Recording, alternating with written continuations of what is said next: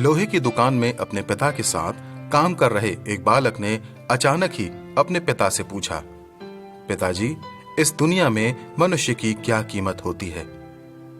पिता एक छोटे से बच्चे से ऐसा गंभीर सवाल सुनकर हैरान रह गया। फिर वह बोला, बेटा, एक मनुष्य की कीमत आंकना बहुत मुश्किल है, वह तो अनमोल है। बालक पूछता है, क्या सभी उतने ही कीमती और महत्वपूर्ण हैं?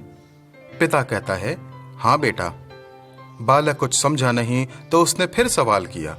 उसने पूछा, तो फिर इस दुनिया में कोई गरीब तो कोई अमीर क्यों है? किसी का कम आदर और किसी का ज्यादा आदर क्यों है? सवाल सुनकर पिता कुछ देर तक शांत रहा और फिर बालक से स्टोर रूम में पड़ा एक लोहे का रॉड लाने को कहा।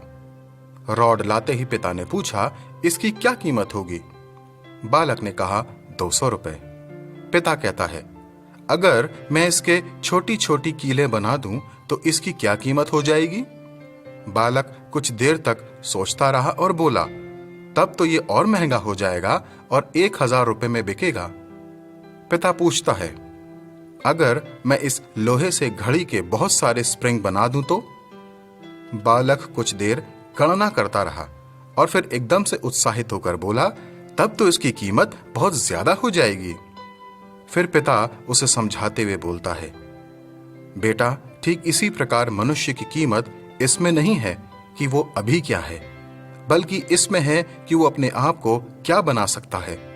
बालक अपने पिता की बात समझ चुका था। दोस्तों, अक्सर हम अपनी सही कीमत आंकने में गलती कर देते हैं। हम अपने वर्तमान वजूद को देखकर अपने आप को महत्वहीन समझने लगते हैं।